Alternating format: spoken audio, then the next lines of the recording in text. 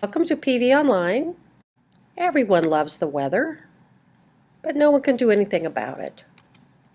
What is weather? Well, weather is more than one thing. When someone asks you what the weather is today, they're asking you right now, what's going on in the atmosphere? Here, now. It's the one thing you can talk to anybody about. And of course, if you don't like the weather, just wait around. It changes eventually. Well, not so much in Phoenix, but what are some factors that affect the weather? Well, the temperature, of course, is a very important one. It's the measure of the average amount of motion in particles. It's a natural movement of air of any velocity, especially the Earth's air, the gas surrounding a planet. Humidity, something else you'll hear on the weather. Humidity describes the amount of water vapor that's present in the air. Now, oftentimes, you'll hear it given as a percent. So when they say the relative humidity is 9%, which it often is in Phoenix, it's how much water vapor is in the air compared to what could actually be there to saturate the air at this temperature right now. Relative humidity is something that may be a high number in the morning, and as the day warms up, you'll hear the percentage drop. That's because warmer air can hold a lot more water. So the same amount of water vapor is in the air at lunchtime as there was at 6 a.m., but the air temperature is so much warmer now that it has a much larger capacity to hold the water. So that relative humidity percentage drops. Clouds. Well, there's a lot of different types of clouds. There are three main types of clouds. There's the cirrus, the cumulus, and the stratus. We'll look at some pictures of these. And then, of course, there's clouds that are mixes, because you can't classify clouds in exactly just three ways. How do clouds form? Well, as you know, the sun heats up the ground in the morning, and as the day goes on, the ground warms more, and the air above it warms, and warm air rises. Eventually, the air gets high enough above the Earth's surface that the air temperature has dropped to where we've reached condensation levels. So when you actually see a cloud, it's not water vapor anymore, it's actually water drops that have recondensed because the air is cool enough up there for that to happen. Let's take the first type of cloud. Cirrus, cirro is the prefix, means feathery. These are the ones you see high in the sky. They're actually so high they're made up of ice crystals. They can appear as little curls, tufts, or wisps, sometimes as if somebody took a paintbrush and just brushed it on the sky. Sometimes they signal the end of clear weather. Often you see them preceding some weather change. Cumulus means heaped up or piled. These are the cottony clouds. They're puffy, bright, sometimes gray bases. Usually these are what we call fair weather clouds. But, of course, they can change, and this you see a lot in the monsoon season. You can have clouds build up during the day, and as the evening approaches, they'll get taller and taller and taller and turn dark, and that's when we get our thunderstorms. The stratus clouds are the sheet-like or layered clouds. They tend to be lower to the ground. They're duller colored, grayish. These kind of clouds will often bring drizzling rain or light falling snow. And as I said, there are different varieties of these three main types of clouds. So we have prefixes. The word alto means that the altitude of these clouds is mid-ranged. They're between 6,500 and 18,000 feet above the ground. The word nimbus, attached to one of those cloud types, means there's rain in it. Here's some photographs of other cloud types, and let's put names on them. Here's a cirrocumulus. So it's a high altitude, but it's got some of the puffiness to it. You've got cirrostratus. They're more sheet-like clouds, but again, high altitude. You've got stratocumulus, and of course, here's the cumulonimbus that can build up into thunderstorms. So strato or stratus just recurs the layered type of cloud. Cirro or cirrus is high altitude. Nimbus means rain. If you remember those meanings, it's easy to distinguish between clouds. Precipitation.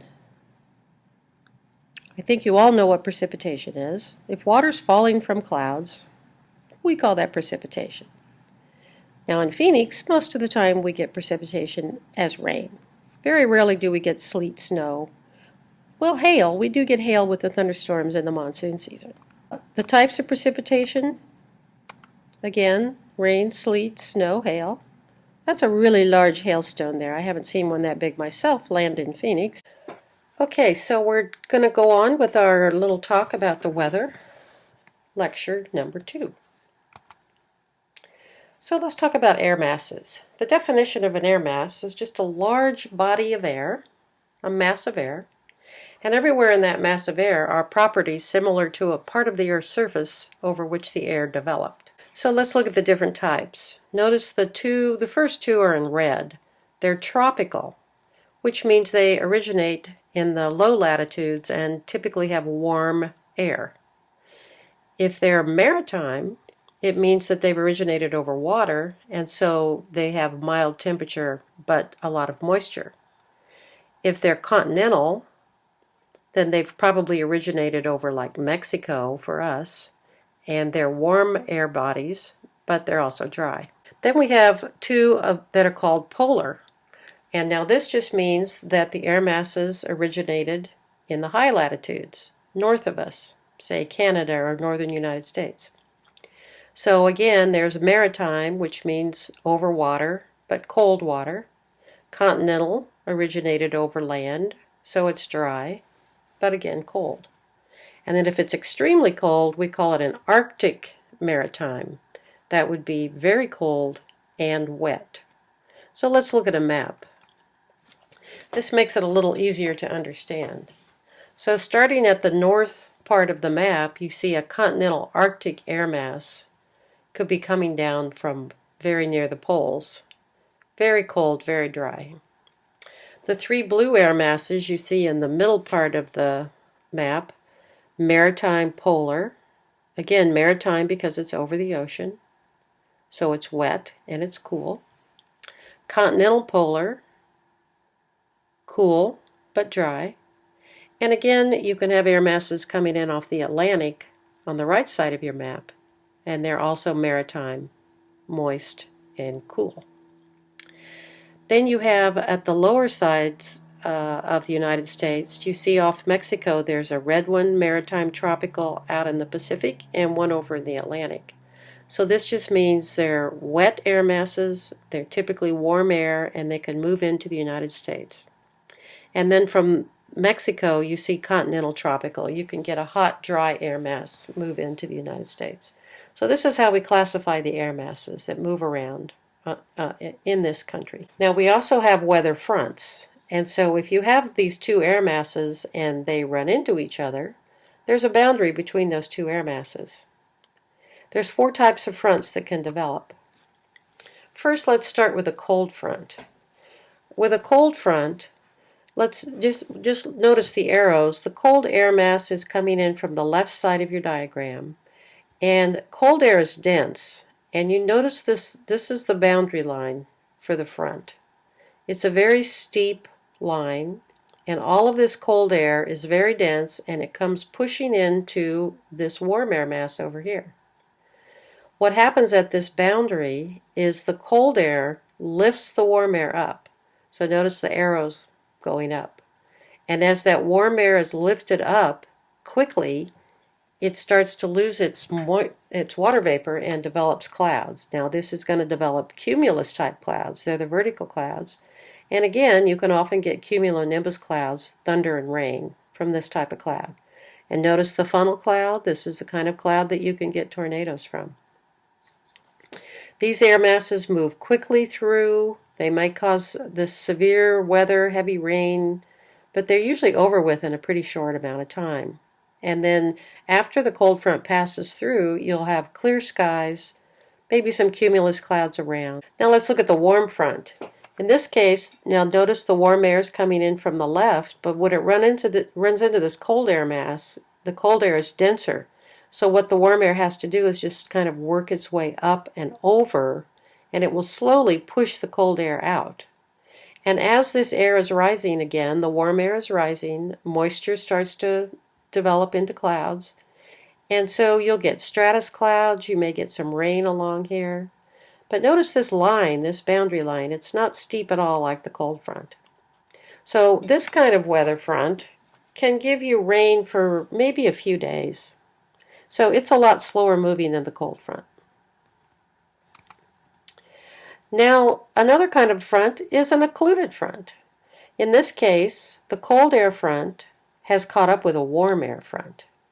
And when that happens, you tend to get very severe weather. The warm front had moved through, giving us some stratus-type clouds and rain, and then the cold front catches it, and so you just get a lot of different kinds of heavy weather. So here you can see a cold front and a warm front moving at each other. And sometimes when that happens, they just stop right where they are.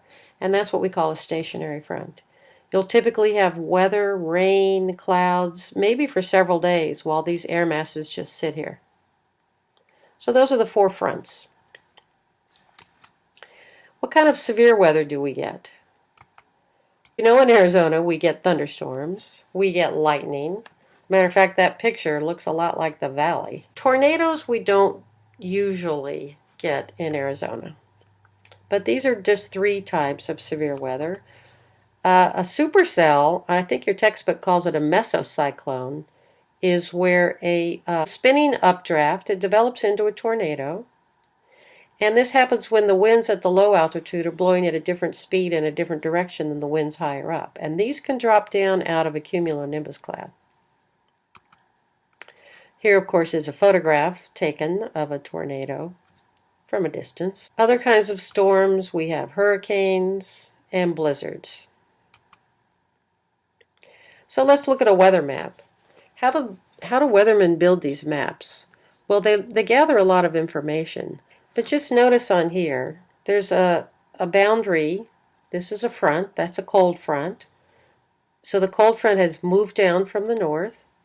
Here is a warm front, which was moving up from the south. And there's some severe weather happening along these boundaries. So the National Weather Service uses a lot of information before they forecast the weather. They're collecting data all the time from the upper atmosphere. We have weather balloons that are sent up daily. Well, of course, we have satellites in space that are looking down at the planet all the time. We have radar and we have airplanes. And then on the ground, we have weather stations in multiple cities in every state, and we have ships at sea that report the weather. Now, all of this is put into computer models, and they come up with a station model for different cities across the country. Now, this has got a lot of information on it. You're going to read this same thing in your textbook. But if you were going to put together a weather map, every city would have this information about what's going on right there. And then you can take that and the computer puts it on a map. Now, one of the things you'll see on a weather map are these lines that sometimes form circles. These are called isobars. They're just lines that connect every place on the surface where the air pressure is the same. ISO means equal, bar, barometric pressure. That's where that name comes from. When the lines are far apart, the wind speed is slow. If they were close together, the wind speed would be greater. Highs are usually clear skies, lows mark stormy weather. So just take a typical weather map here. Notice all the highs in the middle of the western states. They're having clear skies. You see the fronts that are coming down from Canada. Here's some fronts moving through, and this is rain. And over here we have some more low-pressure rain. So if you were going to predict the weather with one thing, probably air pressure rising or falling would be the best indicator. But of course, the Weather Bureau uses all of those statistics to put together their prediction.